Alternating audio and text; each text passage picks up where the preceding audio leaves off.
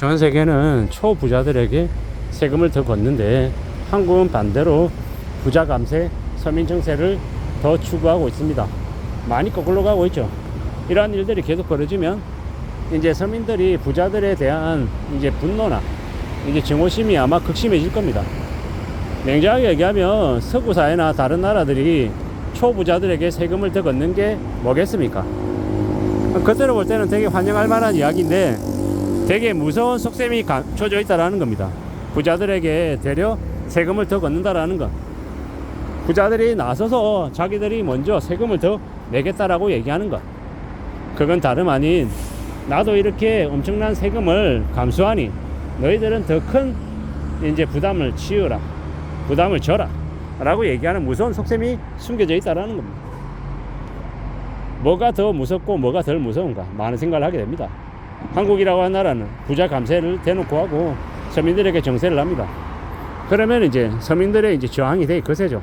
그러면 되려 결과적으로는 서민들의 정세가 마냥 쉽진 않을 겁니다. 되려 서구처럼 초부자들, 부자들이 세금을 더 낸다? 그러면 사람들이 어떻게 인식하냐면 부자들도 세금 낸다고? 그럼 나도 이 세상이 이 나라가 되게 어려워서 부자들도 세금을 더 낸다고 하는데 그러면 나도 일정 부분 세금 부담을 늘리는 걸 감수해야 되겠네 이렇게 생각한다라는 겁니다. 어떻게 보면 그 서구가 되게 노련하고 되게 능구렁이 같은 거고 한국 같은 나라가 대놓고 부자 감세를 하는 그들이 되려 더 이제 어리숙한 건 아닌가라는 생각을 해봅니다. 물론 부자 감세하고 서민 정세한다라는 걸 잘하고 있다라는 게 아니라 서민 정세도 마냥 하긴 어려울 거라는 생각이 든다라는 겁니다. 이래저래 뭐 어려움 민영할 거다, 전기 회사 한전 민영할 거다 이런 말이 되게 많은데 제가 볼 때는 쉽지 않다라고 생각합니다. 왜겠습니까? 그렇게 만만하게 했다가는 저항이 엄청 거셀 거라 마냥 그렇게 하긴 어려울 거다라는 겁니다.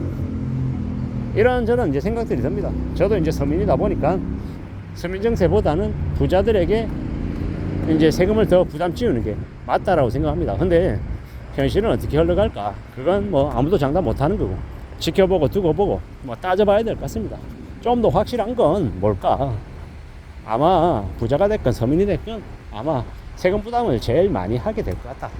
그리고 그 중에서 월급쟁이들, 셀러리맨들이 이 세금 내는 거에 100% 노출이 되어 있기 때문에 서민들 중 월급쟁이들의 세금이 아마 더 많이 늘어날 것 같다라는 생각이 듭니다.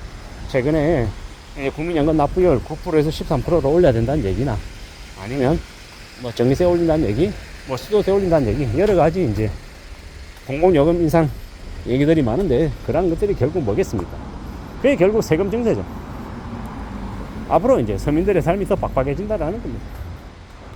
국민연금 납부 25만원 내는 사람이 35만원으로 10만원 더 내면요.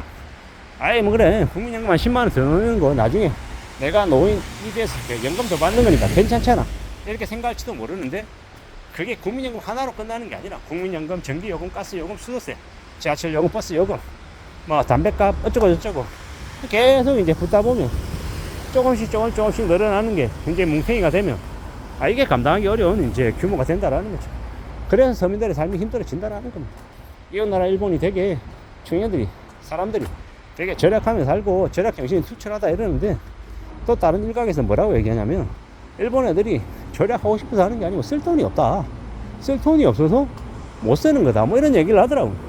그러다 보니까는 어쩔 수 없이 시간이 지나고 보니까 그냥 소비를 줄이고 너무 이제 살아가는 삶이 각박하고 힘들고 빡세니까 저축 안 하면 살 수 없는 그런 이제 한 달 한 달 살기가 버겁다 보니까 어떻게든 돈을 모아서 이제 지내려고 하는 그런 분위기들이 만들어졌다고 하더라고. 그 말이 일견 맞는 것 같았습니다. 앞으로 우리가 살아가면서 견디고 느끼면 이제 대응하며 사는 것들이 많이 필요할 텐데 어떻게 살 수 있을지 잘 고민해야 될 것 같습니다. 참 막막하고 암울하고 답답하고 두려운 것들이 가득한 시대 같습니다. 이 시대를 살아가고 있는 중인데 우리는 어떻게 살 수 있을까요? 어떻게 지내야 될까요? 많은 고민들, 많은 걱정들이 다들 듭니다. 저도 들고 여러분들도 들고 우리 모두 다 그런 고민과 걱정을 안고 살아가고 있는데 결코 살아가는 게 쉽거나 만만하지는 않은 것 같습니다. 이 엄난한 시대를 살아가는데 어떻게 지내는 게 필요할까 고민하고 궁리해야 될 것 같다라는 이 엄난한 시대를, 이 무자비한 시대를 살아가고 있는데 그냥 뭔가가 될 것 같지는 않고요.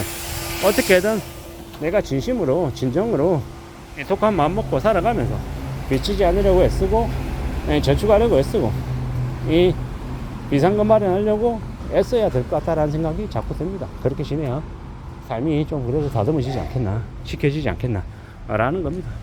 험난한 시대를 살아가고 있기 때문에 미래가 더욱 불안해집니다. 그래서 소비를 줄인다고 얘기하기도 하고 이래저래 여러 가지 측면에서 위축이 되는 게 사실이죠. 위축이 되면 어떻게 됩니까? 소비를 못하게 되는 거죠. 그게 현실이죠. 앞으로 우리가 살아가는 현실이 더 힘들고 더 고통스러울 것 같다라는 거예요. 사람들이 알고 있기 때문에 소비를 의도적으로 줄인다라는 겁니다. 요새는 밥값도 겁나죠. 밥값 밖에 나가서 무조건 밥 먹으면 10,000원, 12,000원, 15,000원입니다. 정말 이제 싸게 먹어야 7,000원, 8,000원이고 이제 7,000원, 8,000원짜리 이제 밥 먹을 수 있는 데가 없죠. 뭡니까? 순댓국도 10,000원인 시대가 돼버렸으니까요. 말 다 한 거죠. 앞으로 우리가 살면서 견디고 감내하고 겪어야 될 것들이 너무도 많은 것 같습니다. 무서운 시대를 살고 있다라는 거. 이런저런 걱정들이 많이 됩니다.